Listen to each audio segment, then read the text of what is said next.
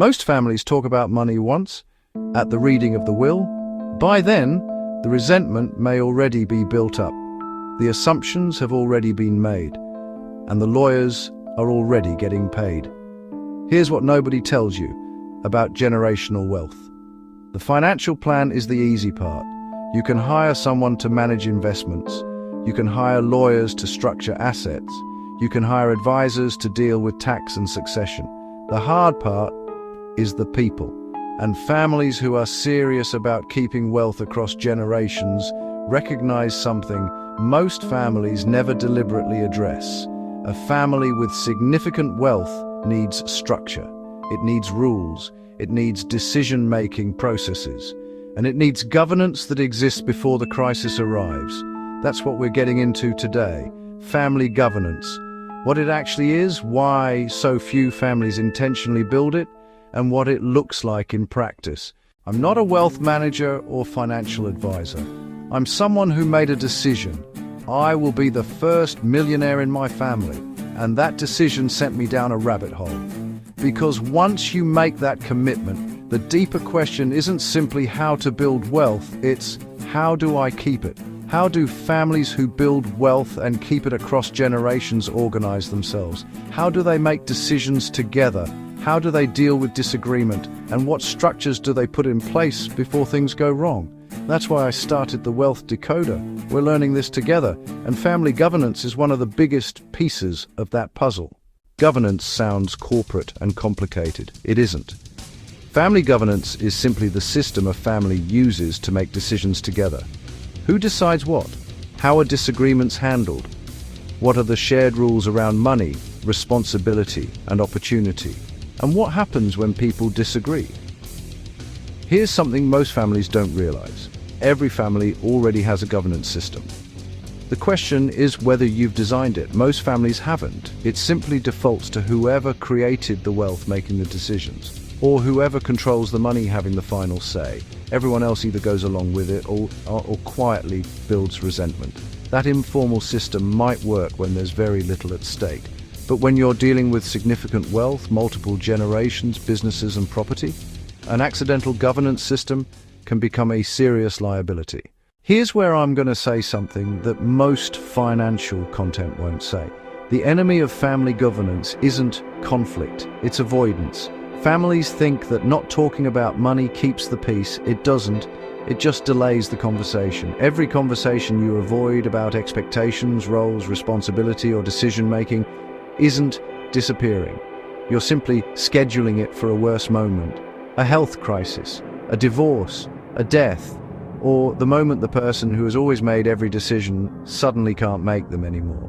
The families that maintain wealth across generations aren't families without conflict. They're families with a structure for handling it.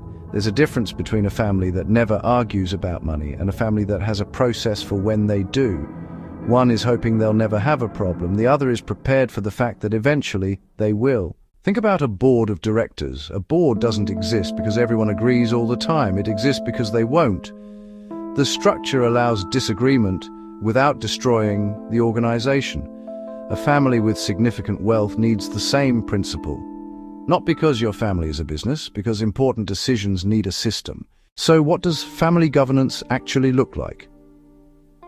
There are 3 places I'd start. First, a family constitution, not necessarily a complicated legal document. Think of it as a written record of what the family stands for. What does wealth mean within your family? What responsibilities come with being part of it? What values are non-negotiable? And what does the family want its wealth to achieve across generations? This matters because different people in the same family can have completely different assumptions about the same thing. One person thinks the family business belongs to everyone. Another thinks it belongs only to the founder's children. Someone else thinks everyone should have an equal voice. Nobody has necessarily done anything wrong. They simply assumed different rules. A family constitution makes the implicit explicit before those assumptions become conflict. Second, a family council. This doesn't have to be some grand corporate affair. It could start with a quarterly family meeting around a table.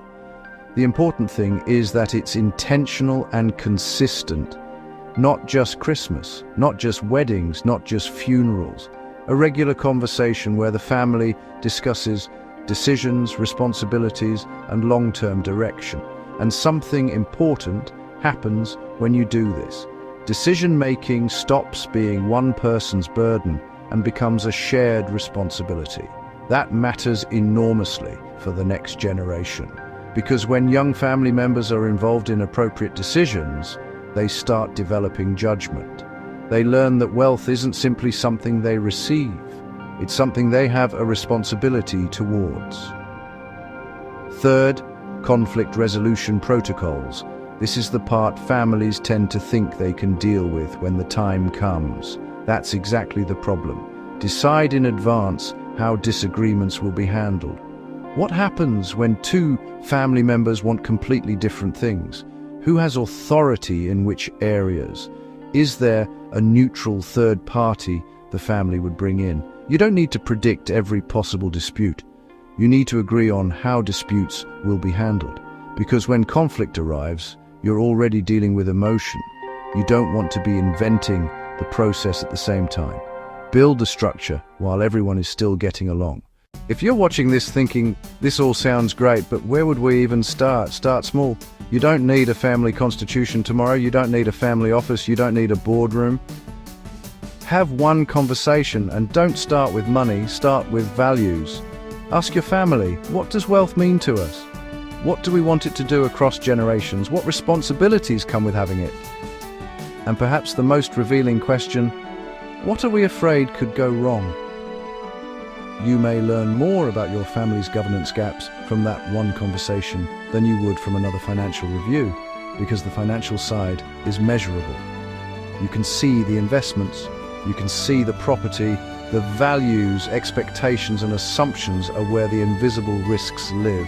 So write down what you discussed. Agree on one thing that wasn't previously agreed. Set a date for the next conversation. That's governance starting. Not with a giant document, not with a complicated structure, with the decision to be intentional rather than reactive. Wealth doesn't need governance because families are dysfunctional. It needs governance because wealth makes ordinary family dynamics more consequential. Disagreements become financially significant. Different expectations can become ownership disputes. A lack of communication can become a succession crisis. That's why serious wealth preservation isn't just about protecting assets. It's about creating the environment in which the people responsible for those assets can make good decisions together. The money needs a plan, the people need preparation, and the family needs a system. That's governance. And the best time to build it is before you need it. Subscribe to the Wealth Decoder if you want to explore the deeper questions that determine whether wealth actually lasts beyond one generation.